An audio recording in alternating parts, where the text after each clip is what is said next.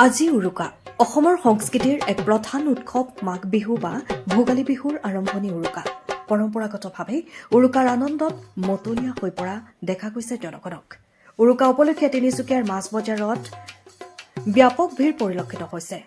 ৰৌ বাহু চিতল পাভ মাছ কিনাত ব্যস্ত জনগণ ৰাতি সকলোৱে একেলগে ভোজ ভাত খাই নাচি বাগি আনন্দ উল্লাসেৰে উজাগৰে থাকি পুৱা মেজি জ্বলাই অগ্নি দেৱতাক পূজা কৰি পিঠা পনা খোৱাৰ আমেজ মাঘ বিহুৰ আনন্দক আৰু অধিক উৎসাহিত কৰি তোলে মই নিউজ চেনেলৰ যোগেদি তিনিচুকীয়া তথা অসমবাসী ৰাইজলৈ মাঘ বিহুৰ শুভেচ্ছা জনাইছোঁ আগত যিটো তিনিচুকীয়া বজাৰ আছিলে এতিয়া বৰ্তমান এইটো নাই তেনেকুৱা মাছো নাই তেনেকুৱা উৎসাহো নাই এনে মোটামুটি চলি আছে যিহেতুকে মাঘ বিহু ডাঙৰ মাছে খায় এসাঁজ সৰু মাছটো এনেই ধৰ নৰ্মেলটো খায়ে থাকে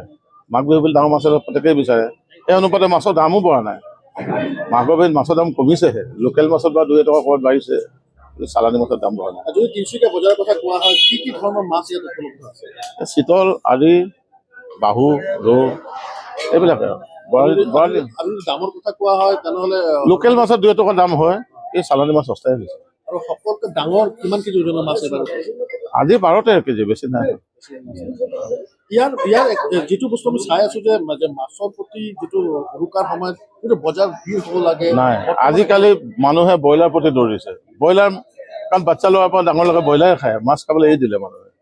সেইটো কাৰণে মাছৰ কোনো মেইন পৰম্পৰাটো মাছেই আছিলে কিন্তু মানুহে মাছ নাখায় আজিকালি বাচ্চাবিলাক জানাই আৰু চব এই ব্ৰইলাৰ